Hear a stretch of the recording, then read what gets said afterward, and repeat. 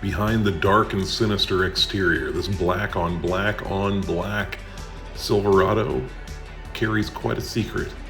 It's got a 6.2 liter V8, not your typical 5.3 you're going to find in an LT pickup.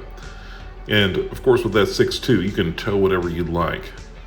As we step inside, this is an upgraded LT. It's got black leather, and of course, it's got all the automatic windows and the power locks and mirrors and such as well. And you can see it actually is a 6-seater, even with the leather. A little bit of extra storage under there. Good place to tuck the seatbelt when you're not using that middle seat. 137,945 miles on this LT 6.2 liter Silverado. And as you might have noticed over there, it does actually have the built-in trailer brakes also. It does have automatic climate control as well as satellite radio. And as we climb into the back, it's a crew cab truck, so it is big and bold, and it's got the cup holders for the rear passengers too.